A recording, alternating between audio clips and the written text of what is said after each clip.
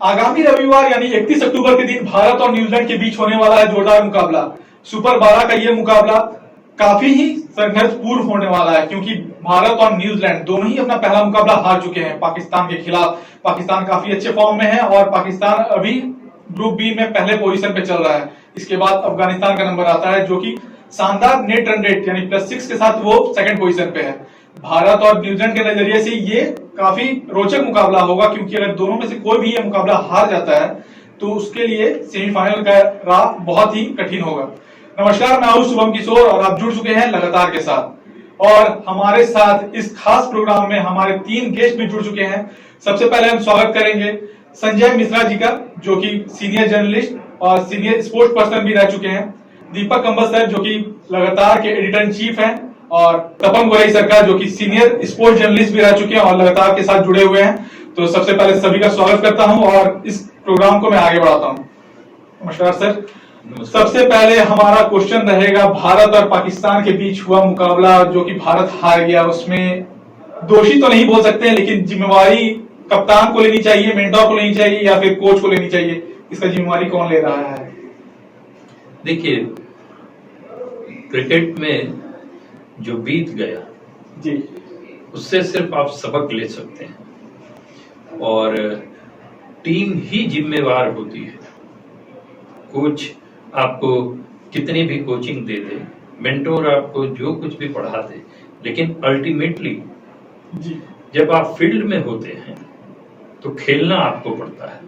तो जो हमारी टीम थी 11 खिलाड़ियों की, ये 11 के 11 खिलाड़ियों की जिम्मेवारी थी।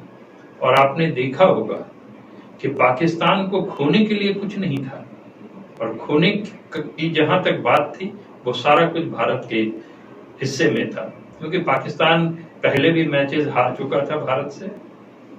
भारत पे ज्यादा मानसिक दबाव था कि वो अपना जो विनिंग स्ट्रिप है उसको वो बचा के रख पाता है या नहीं। लेकिन आप देखेंगे कि कुछ टीम का सिलेक्शन जी, और अंतिम 11 कप्तान ही तय करता है, सलाह कोई भी दे। और आपने महसूस किया होगा कि हार्दिक पांड्या काफी समय से ऑफ कलर चल रहे थे जी। वो बॉलिंग ऑप्शन हमारे पास बहुत लिमिटेड था, और जब समी या जडेजा अच्छा नहीं कर पा रहे थे तो उनको बैक करने के लिए हमारे पास कोई जरिया ही नहीं बचा था।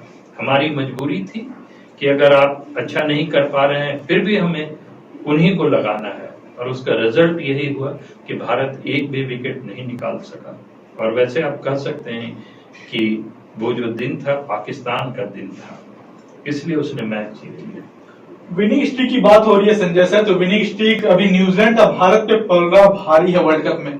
2003 के बाद भारत न्यूजीलैंड से मुकाबला नहीं जीत पाया है। बात करें वर्ल्ड कप की तो, और T20 में 2007 और 2016 में भी न्यूजीलैंड के हाथों माथी मिली है भारत को।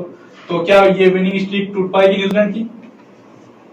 एक हार के बाद मुझे लगता है कि भारत की टीम अब सतर्क हो गई होगी। टीम में पोटेंशियल तो है, इसमें कोई दो मत नहीं है। अगर एकजुट होकर खेलें, टीम अच्छी बने, तो मुझे नहीं लगता है कि न्यूजीलैंड से मुकाबला जीतना मुश्किल होगा।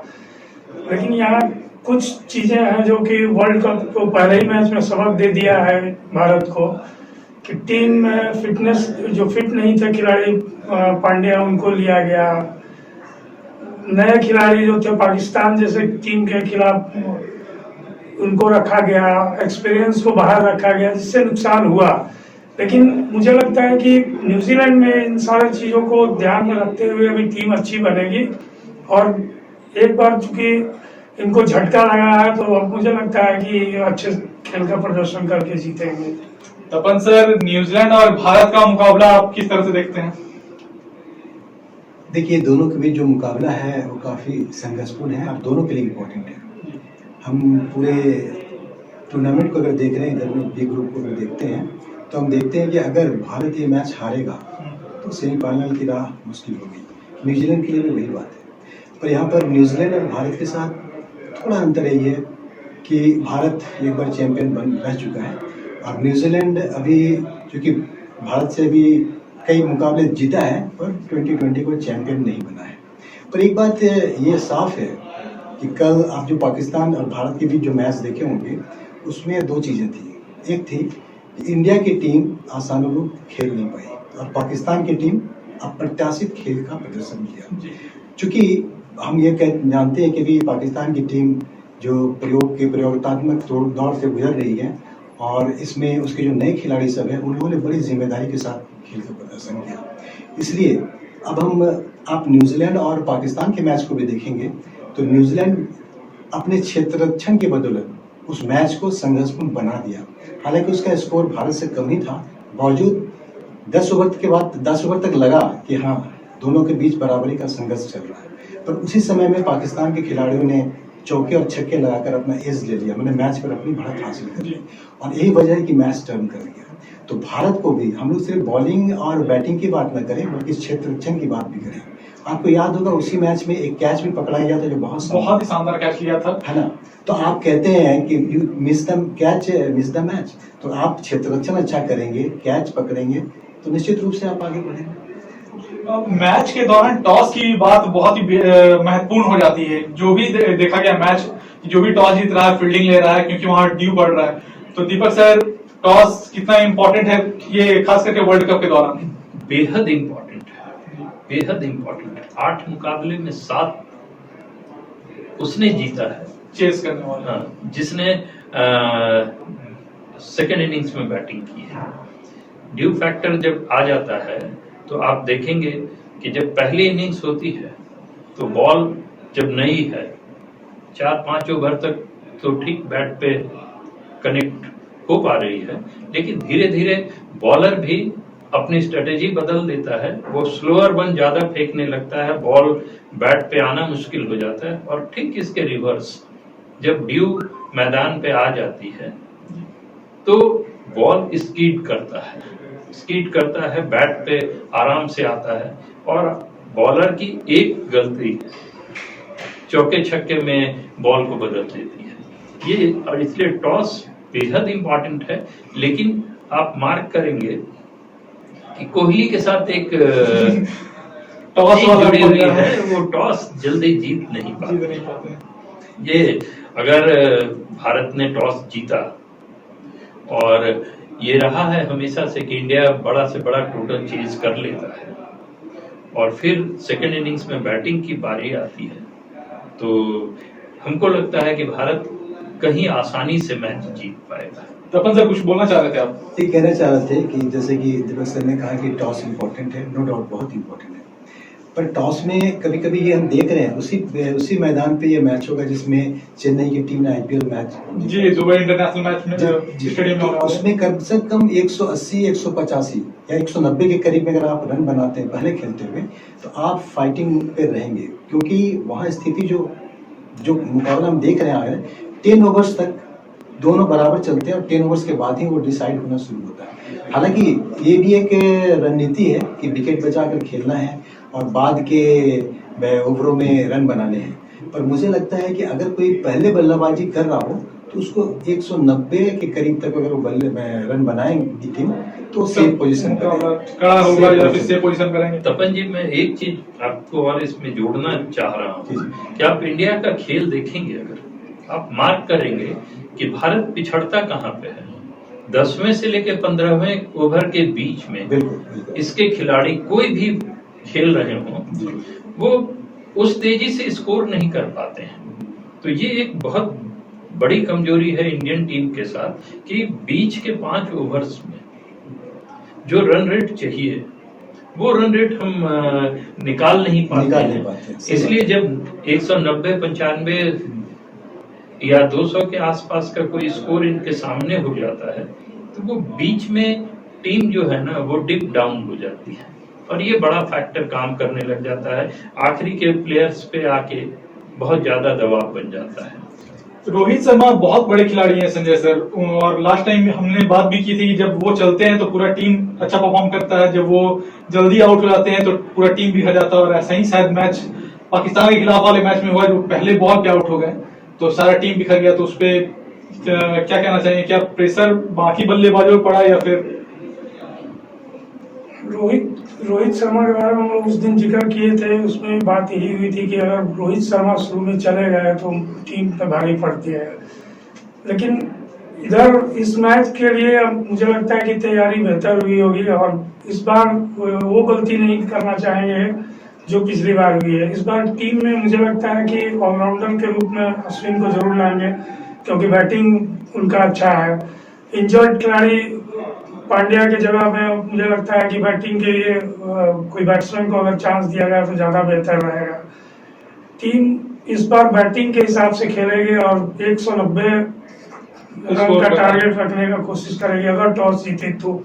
अगर टॉस हारती भी है तो सेकेंड इनिंग में बॉलिंग में तो प्रॉब्लम होता है ही, मालूम है कि ड्यू फैक्टर से बॉल ग्रिप नहीं हो पाता है, बॉल सही जगह पे फेंक नहीं पाते हैं बॉलर, तो उसके कारण मुश्किल होता है। लेकिन खेलना उसी कंडीशन में है तो आपको टारगेट बड़ा देना पड़ेगा तभी आप कर पाएंगे। हम लगातार के दर्शकों को बता दें कि हार्दिक पांड्या फिलहाल फिट हो चुके हैं और नेट प्रैक्टिस में आ चुके हैं और खास बात यह है कि वो गेंदबाजी कर रहे हैं, यानी टीम में आने के लिए वो गेंद से अपना सहयोग देना जरूर चाहेंगे। तो लास्ट टाइम जो हमने बात की थी कि हार्दिक पांड्या से बॉलिंग करवाएंगे कप्तान या नहीं करवाएंगे, और अभी देखा जा रहा है जैसा कि वो नेट पे आ चुके हैं तो न्यूजीलैंड वाले मुकाबले में उन्हें बॉलिंग करते भी देखा जा सकता है अगर वो 11 में शामिल होंगे तब। तो तपन सर, हार्दिक पांड्या पे वही सवाल कि अगर टीम में आएंगे तो बॉलिंग करेंगे या नहीं करेंगे। देखिए, ये तो कैप्टन पे निर्भर करता है कि वो उसको कहाँ पर यूज करते हैं। मोटे मोटे अभी जब हम बात कर रहे थे कि संजय जी ने इस तरह कहा कि कोहली के बारे में, उसके पूरे टीम के परफॉर्मेंस के बारे में, आमतौर पर टीमों का जो चयन होता है उसके पूर्व परफॉर्मेंस के हिसाब से किया जाता है। कौन खिलाड़ी कैसा खेलता है और उसी अनुरूप उसको खेलना चाहिए, यह देखते हुए ही हम टीम में उसका चयन करते हैं। अब रोहित शर्मा से जो उम्मीद थी वो रोहित शर्मा ने उम्मीद पूरी नहीं हुई, उसका असर पड़ा। तो कोई भी टीम जो है, गेंदबाज हो बल्लेबाज हो, वो अपना आशानुरूप जिसके प्रदर्शन के आधार पर उसका चयन हुआ हो उसको परफॉर्म करना होगा। क्योंकि न्यूजीलैंड की टीम इतनी आसान नहीं है जितने लोग सोच रहे हैं, क्योंकि न्यूजीलैंड टीम बहुत बैलेंस टीम है। आप उसको अगर पूरे तौर पर देखेंगे न्यूजीलैंड को, तो न्यूजीलैंड ने बहुत उलटफेर वाला गेम खेला इसके पहले, जुझारू टीम है। अगर न्यूजीलैंड का पिछले मैच में अगर पाकिस्तान के खिलाफ मुझे लगता है कि 60-65 रन होता तो शायद न्यूजीलैंड की टीम आगे निकल जाती, मतलब मैच जीत सकती थी। कारण क्या है कि लो स्कोर हो गया, क्योंकि किसी भी दबाव इतना बड़ा फैक्टर है, किसी भी मैच में दबाव बहुत बड़ा फैक्टर है और हमारा जब खेल प्रभावित होता है वो दबाव से होता है। क्योंकि हम जब बढ़िया स्कोर करते हैं तो बाकी लोगों का भी, पीछे वाला बैट्समैन का, नीचे के क्रम के जो बल्लेबाज है उनका मनोबल ऊंचा रहता है, वो अपना ओरिजिनल गेम खेल पाते हैं। पर जहां फर्स्ट डाउन सेकंड डाउन का अगर पार्टनरशिप अच्छा नहीं हुआ, विकेट जल्दी गिर गया, तो मिडिल ऑर्डर पे दबाव आना स्वाभाविक है। न्यूजीलैंड का मैच देखे दीपक सर, या भारत और पाकिस्तान, या न्यूजीलैंड और पाकिस्तान का मैच देखे, दोनों में भारत और न्यूजीलैंड दोनों का छठा बॉलर का कमी दोनों को खला, क्योंकि भारत के पास भी छठा बॉलर नहीं था, उन्होंने छठे बॉलर को नहीं खिलाया था, न्यूजीलैंड भी छठे बॉलर को नहीं खिलाया था। हालांकि उनका गेंदबाजी स्टार्टिंग जो भी था वो बहुत अच्छा हुआ था, लेकिन लास्ट के ओवर में जाके जब शोएब मलिक ने और आसिफ अली ने अच्छे तेज गति से रन बनाना शुरू कर दिया तो इनमें प्रेशर आ गया, तो छठे बॉलर का कमी खला। हम देखिए, आप एक चीज देखेंगे, न्यूजीलैंड का बॉलिंग अटैक और इंडिया का बॉलिंग अटैक, एक बेसिक फर्क आपको उसमें नजर आएगा। हमारे गेंदबाज जो हैं, जो हमारे तेज गेंदबाज हैं, वहां टीम साउदी है, बोल्ट आ सकते हैं, उनका लाइन लेंथ बहुत मैक्सिमम एक्यूरेसी के साथ वो बॉल करते हैं। और हमारे गेंदबाजों में बुमराह को अगर आप छोड़ देते हैं तो एक अगर शॉट अच्छा पड़ गया उनके खिलाफ तो आप देखेंगे कि shot of length outside the leg stump, तो कप्तान को फील्ड सेट करना मुश्किल कर देते हैं हमारे गेंदबाज। हमारे गेंदबाजों में एक कमजोरी जो दिखाई देती है कि अगर उनका दिन है तो बहुत अच्छा खेल रहे हैं जी, और इस लेवल पे आके आपसे ये उम्मीद नहीं की जाती है कि आप बैट्समैन के स्ट्रेंथ को ही आप बॉल करेंगे। अच्छा, आपने देखा होगा बाबर आजम को, रिजवान को जी, अच्छा पुल और हुक लगाते हैं, आउटसाइड ऑफ स्टंप बहुत बेहतरीन। आजकल तो बॉल स्लाइस करने का जमाना आ गया है, पहले ग्राउंड में शॉट लगता था कि बॉल के ऊपर आइए और फिर डाउन द ग्राउंड आप खेलें, उसको कवर्स में खेलें, पॉइंट पे खेलें, कहीं भी। आज आप जरा शॉट ऑफ लेंथ देते हैं तो बॉल स्लाइस करके वो थर्ड मैन से छक्का निकले या कवर्स के ऊपर से या पॉइंट के ऊपर से निकले। तो हमारे गेंदबाज जो पाकिस्तानी खिलाड़ियों की जो मजबूती थी वहीं पे गेंद लगातार करते रह गए और कप्तान के पास कोई ऑप्शन नहीं रह गया था। और छठे गेंदबाज की जो कमी खली, आज आपने कहा कि पांड्या नेट्स पे बॉलिंग कर रहे हैं जी। इंटरनेशनल मैचेस में ये परमिसेबल नहीं है कि आप 2 साल बॉलिंग नहीं करें और अचानक से आप उस मैच में बॉलिंग के लिए उतर आए कि जहां अगर आपने हार का मुंह देखा तो टूर्नामेंट से आप बाहर हो गए। वहां पे ये रिस्क लेना, और मुझे बार बार लगता है कि ये कोहली की जिद है, क्योंकि आपके पास परफॉर्म करने वाले प्लेयर्स बेंच स्ट्रेंथ बन के बैठे हुए हैं और नन परफॉर्मर पूरी दुनिया जिस बारे में कह रही है, आप जस्ट उसके उलट 11वां खिलाड़ी के रूप में आप ऐसे लोगों को शामिल कर लेते हैं। आप भुवनेश्वर कुमार को आप देखें, लंबे समय से ऑफ कलर हैं जी।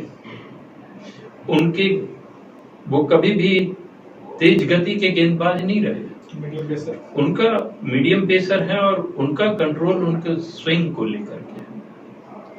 और शारजाह या दुबई के कंडीशन में स्विंग का बहुत ज्यादा रोल नजर नहीं आ रहा है, वहां एक्यूरेट और स्पीड, एक्यूरेसी और स्पीड नजर आ रही है।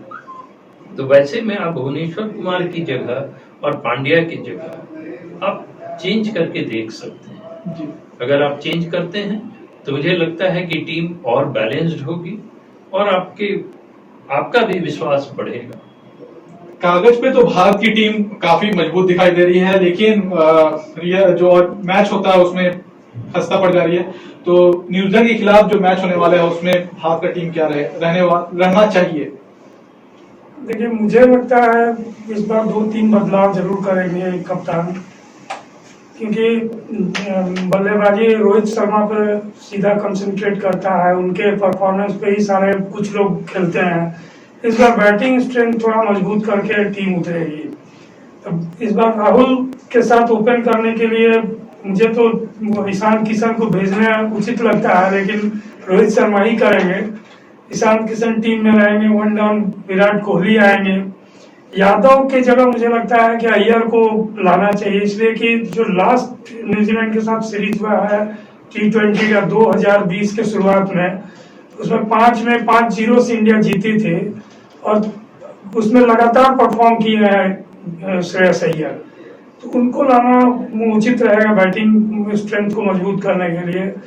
आपको पांड्या अगर अभी बॉलिंग कर रहे हैं और उनको इजाजत मिले बॉलिंग करने का तो खिलाएं, और नहीं खिलाने वाला स्थिति अगर है तो मुझे लगता है कि अश्विन ज्यादा उपयुक्त होंगे उनके जगह पर। भुवनेश्वर की जगह शार्दुल ठाकुर को लाना चाहिए। बैटिंग आपका नीचे तक चला जाएगा और टीम थोड़ा और भी विश्वास होगा, क्योंकि हम बैटिंग में ही कमजोर पड़ रहे हैं। 1-2 बैट्समैन पे अगर हम टिक के खेलें तो वो मुश्किल वाली स्थिति टीम के साथ होती है, इसलिए बैटिंग स्ट्रेंथ भी मजबूत होगा और सारे लोग परफॉर्म कर रहे हैं इसमें, जो लोग जिनका मैं नाम ले रहा हूँ। अच्छा, तपन सर, आपके हिसाब से टीम इंडिया का क्या रहना चाहिए प्लेइंग 11? देखिए, प्लेइंग 11 जो अभी संजय जी ने बताया है कि कुछ बदलाव तो लगता है कि होना चाहिए और मुझे लगता है कि कोहली करेंगे भी। सबसे बड़ी बात यह है कि जो लिमिटेड ओवर क्रिकेट की जो खासियत है उसमें ये है कि आपको विकेट को बचाते हुए रन बनाना है जी। आपको डॉट बॉल नहीं खेलना है। और क्रिकेट में एक जो क्रिकेट की विधा है उसमें ऐसा कहा जाता है कि टू द बॉल, कोच सिखाते हैं टू द बॉल खेलने। ऑफ का बॉल को ऑफ में मारो, ऑन का बॉल को ऑन में खेलिए। सवाल ये नहीं है, आपने पाकिस्तान और भारत के बीच में मैच जो हुआ उसको भी आप देखेंगे तो ये ऑफ साइड के बॉल को ऑन साइड मारे और मारा उन्होंने चौका भी लिया, पर भारतीय खिलाड़ियों ने क्या किया, गैप में नहीं खेला। उन्होंने लंबे शॉट लगाए, हवा में लगा दिए, कैच हो गए। बहुत से खिलाड़ी कैच आउट हो गए। अगर वो गैप में खेलते तो विधा इसकी है कि आप 2 प्लेयर के बीच में टारगेट करके कैसे खेलते हैं। और विकेट को बचाते हुए कैसे खेलते हैं, क्योंकि विकेट को बचा के अभी जो चल रहा है, जो आप लिमिटेड ओवर क्रिकेट 2020 में देख रहे होंगे कि 10 ओवर तक लोग कोशिश करते हैं एक रन बनाते हुए विकेट को बचाएं, है ना। और वही चीज यहाँ पे भी है, चाहे कोई भी उतरे, जैसे रोहित शर्मा अपना परफॉर्म करेंगे और न्यूजीलैंड के खिलाफ तो करना ही पड़ेगा, मुझे ऐसा लगता है। अगर वो नहीं करेंगे, ऊपर के बल्लेबाज अगर परफॉर्म नहीं करेंगे तो मैच जीतना मुश्किल होगा, क्योंकि पहले भी ये मैं कह चुका हूँ कि न्यूजीलैंड इतनी आसान टीम नहीं है, बहुत बैलेंस टीम है। न्यूजीलैंड कभी आसान टीम नहीं रही है, न्यूजीलैंड से भारत जी, ICC में और एक चीज बता दे रहे कि न्यूजीलैंड का जो पुराना इतिहास रहा है वो भारत को बहुत बार वो हरा चुका है। जी हर बार आ रहा है वर्ल्ड कप में खास करके। जी, और इस बार क्या है कि भारत को परफॉर्म इस मैच में खासकर करना चाहिए, क्योंकि इसमें कप्तान कोहली, महेंद्र सिंह धोनी और कोच रवि शास्त्री, ये तीनों की इज्जत लगी हुई है। और तीनों का ये अंतिम, हमको लगता है कि अगर ये जीते तो आप कुछ कर पाए, नहीं तो नहीं। क्योंकि इसके बाद हमको लगता है कि कोहली जो है वो 2020 से संन्यास लेने की बात कह चुके हैं, और महेंद्र सिंह धोनी के लिए एक मेंटर के तौर पर उनको कुछ कर दिखाना है। तो ये हमको लगता है कि इस टूर्नामेंट के भारत के लिए बहुत वाइटल मैच है। T20 से संन्यास का नहीं है, T20 से कप्तानी छोड़ने का उन्होंने फैसला किया। T20 से कप्तानी छोड़ देंगे, एज ए कैप्टन के तौर पे संन्यास ले सकते हैं T20। दीपक सर, इस पे क्या कहना है? रवि शास्त्री, कोच रवि शास्त्री का भी आखिरी सीरीज है ये T20 वर्ल्ड कप, मेंटर के तौर पे महेंद्र सिंह धोनी का पहला मेंटरशिप है और कोहली का आखिरी वर्ल्ड कप। बिल्कुल, देखिए टीम के साथ रवि शास्त्री का बहुत लंबा एसोसिएशन रहा, वो जा रहे हैं और महेंद्र सिंह धोनी आए हैं। आगे जैसी जानकारी मिली है, द्रविड़ ने अप्लाई कर दिया है मुख्य कोच के रूप में। इन चीजों को आप अलग रख के आपको देखना पड़ेगा। देखना ये चाहिए कि मोस्ट बैलेंस्ड और मोस्ट एक्सपीरियंस्ड। आपने देखा पाकिस्तान ने कितना अच्छा बैलेंस बनाया एक्सपीरियंस और एग्रेशन का। जी, उस मैच का न्यूजीलैंड के खिलाफ आपको फायदा मिला कि जब शोएब मलिक ने, जब एक समय लगने लग गया था, आप मार्क करेंगे कि जब 36 बॉल पे 43 रन बनाना था तो मलिक ने एक ओवर में मैच को अपने पक्ष में कर दिया। इंडिया टीम को भी एक्सपीरियंस और वहां पे स्पिनर्स काम कर रहे हैं। अब अफगानिस्तान को देखिए, उसके 3 स्पिनर अद्भुत खेल दिखा रहे हैं। आप न्यूजीलैंड के स्पिनर्स को देखिए, सोडी को देखिए, पाकिस्तान के स्पिनर्स को देखिए। हमारे पास स्पिनर के रूप में एक जडेजा है। जी, जडेजा की एक कमजोरी है कि अगर उनको मार पड़ी तो फिर उनका लाइन लेंथ जो है ना वो नहीं रह जाता है, क्योंकि वो बेसिकली अब धीरे धीरे कन्वर्ट हो गए हैं बैट्समैन कम बॉलर। जबकि अश्विन एक आपके पास ऐसे खिलाड़ी हैं जिनको आप ओपन करा सकते हैं जिसके साथ बॉलिंग, और पहले भी उन्होंने इस तरह का परफॉर्मेंस दिया है वनडे और T20 मैचेस में। तो मुझे तो लगता है कि चेंज हो, ईशान किशन आए। अगर आप श्रेयस को नहीं भी मौका देते हैं तो ईशान किशन को मौका देना चाहिए, बीइंग अ लेफ्ट हैंडर। आपको फर्क दिखेगा।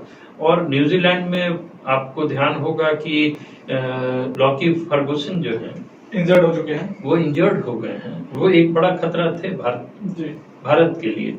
तो न्यूजीलैंड की टीम भी बॉलिंग अटैक में कमजोर पड़ी है। और नीचे के ऑर्डर में अगर ईशान किशन आते हैं, शार्दुल ठाकुर आते हैं, अश्विन आते हैं, और मैंने पहले भी कहा था कि ये जो हमारे मिस्ट्री स्पिनर हैं वरुण चक्रवर्ती, वो थोड़े नर्वस नजर आते हैं।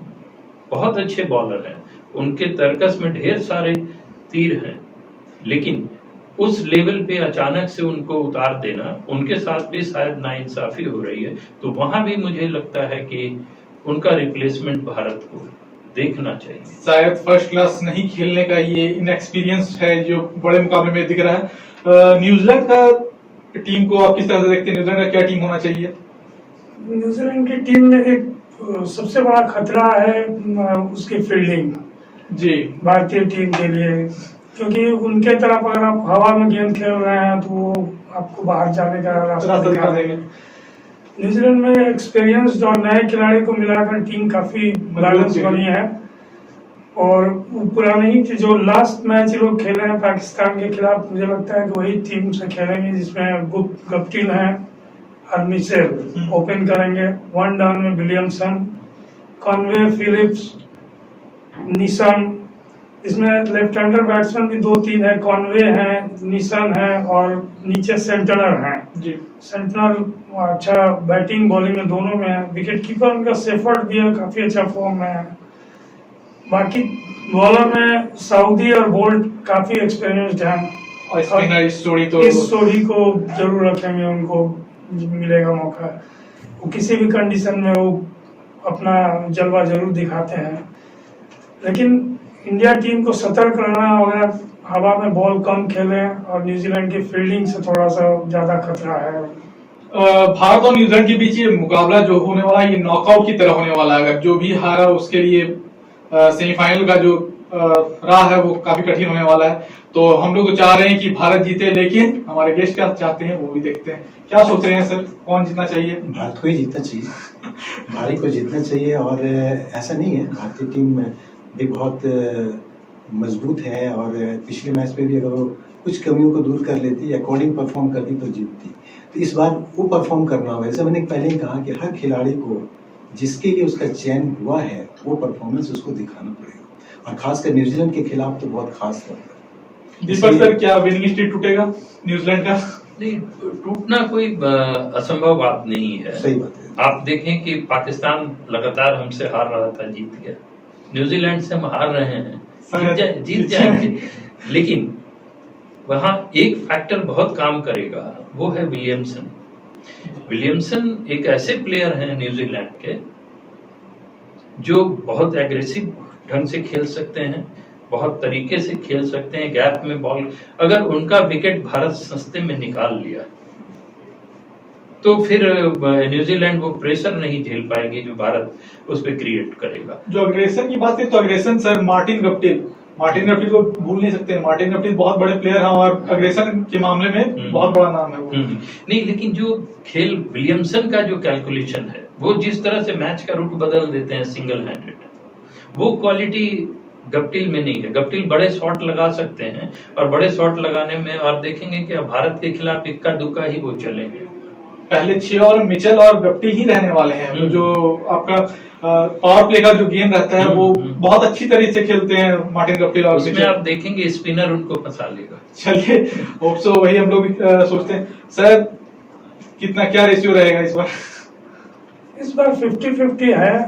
अभी तक जो मैच का जो चल रहा है सब, इसमें महत्वपूर्ण एक और चीज भी है, टॉस। अगर सेकंड बैटिंग जो भी टीम करेगी वो एडवांटेज में रहेगी, क्योंकि सेकंड में बॉलिंग करना थोड़ा मुश्किल होता है, ड्यू फैक्टर के कारण। लेकिन इंडिया इस बार मुझे लगता है कि बहुत मुश्किल नहीं होना चाहिए उसके साथ। दुबई का बड़ा ग्राउंड है, वैसा कुछ इफेक्ट?